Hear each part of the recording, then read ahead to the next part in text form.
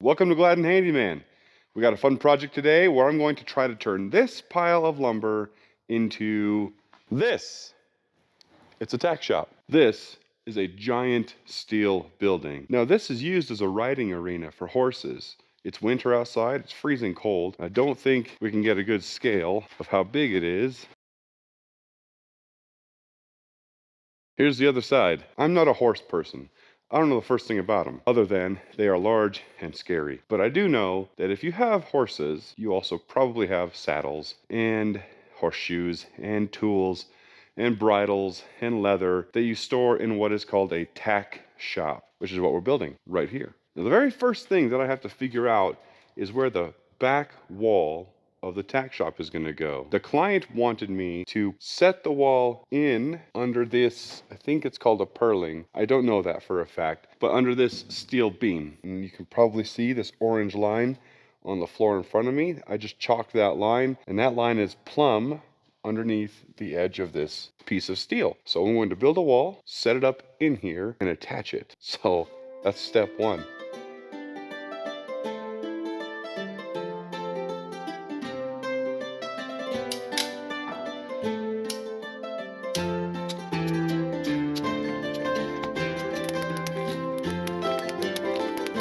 It's so cool that your camera has that pause feature.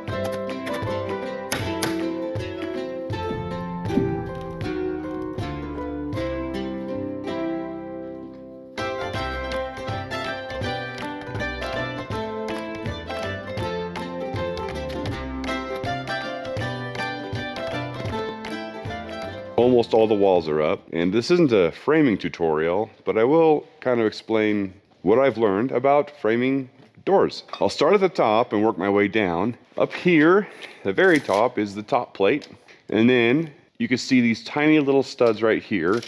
These are called cripples, I think. On the top of this entire tack shop will be an upper deck for storage and maybe a little playground. There's going to be a slide coming off of it for the kids. It's a really cool design that the client has made. We have a problem if we have this wide of a span without any studs holding up the weight from the top.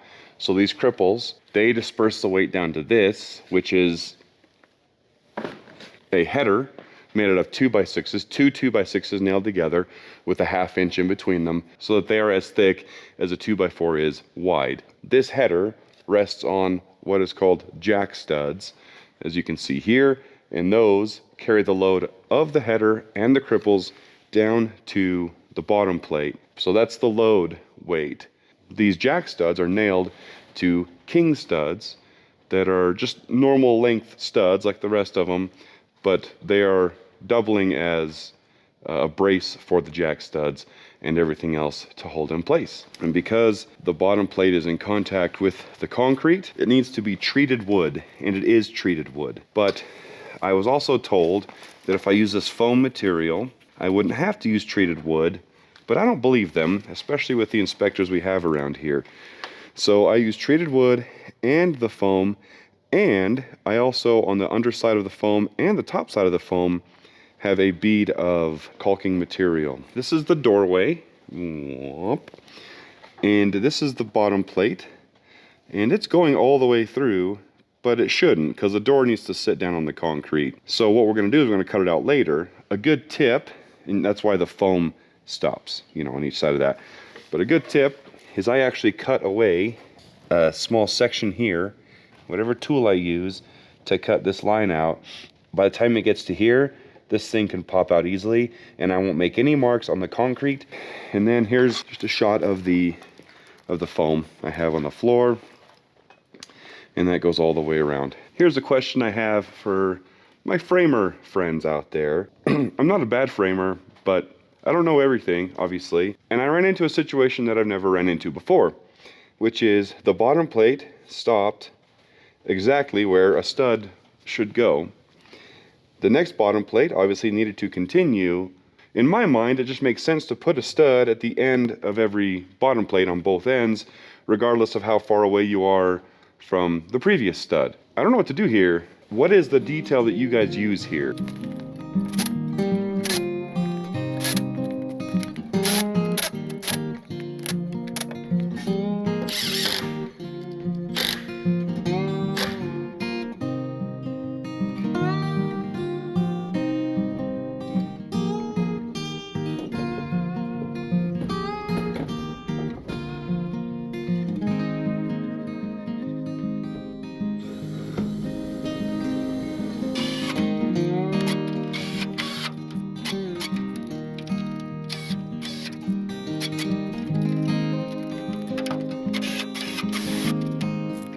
We got the second top plate on. When I nailed the second top plate on, the nails are really close to each stud. Close to the stud because you never know if another trade, electrician or a plumber, has to drill through one of these stud bays, and you don't want there to be like a nail right here. You know, his drill bit's gonna bite into it and twist his freaking hand off. We're going to lay out what will be the roof and ceiling for the tack shop, but it will also be the floor for the second story. So we'll call them floor joists. Lay out those right now. Now these are going on the wall every 16 inches, starting over here. So we have one going on the very end, and there's one going 16, another 32, another 48, so on all the way down. And your tape measure will have every 16 inches will be a red number, making it really easy to lay out, which is great. Be careful, because you don't want to pull your tape and put your line on the 16. You want to go find your 16, go behind it 3/4 of an inch, and that's where you make your crow's foot. That's where you draw your line, so that, let's say that this is the truss. Now when you lay your truss on the line, it will actually be 16 inches to the center.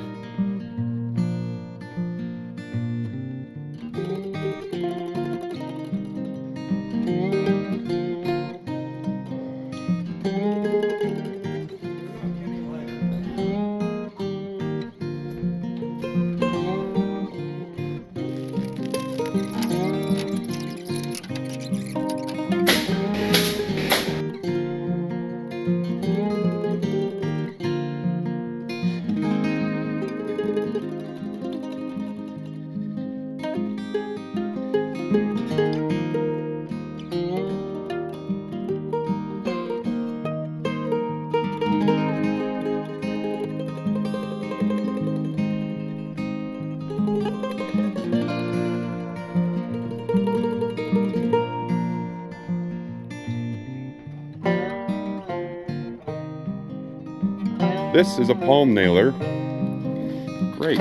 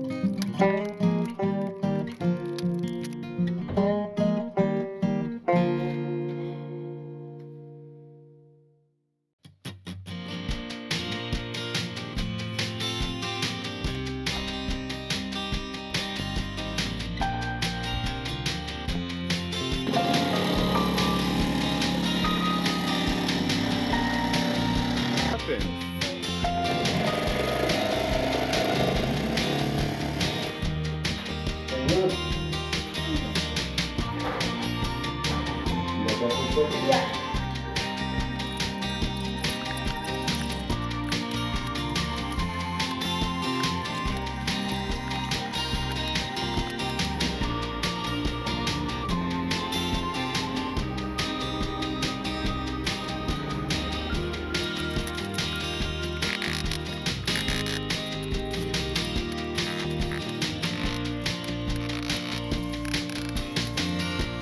We're gonna give you a little final walk through. You just saw us build it, but we have 2x12 for the roof and the decking on top.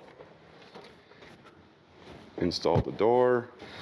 The electricians are gonna come install lighting, but I think this is good for now. I filled this, there's a big hole of dirt here, and I put OSB over it. I didn't film that, but part of the project, and then just lined the walls and the ceiling with plywood. Same with the outside, sheathed it with plywood around there, and it's about 22 feet by about 14 feet. So that's a tack shop, and all the stuff that she has for her horses, saddles and stuff are gonna go in there. Now we just clean the job up and we're done. Thanks for joining, and next, I don't know, what do I say? Subscribe and follow. Subscribe and follow and like and comment and things that help.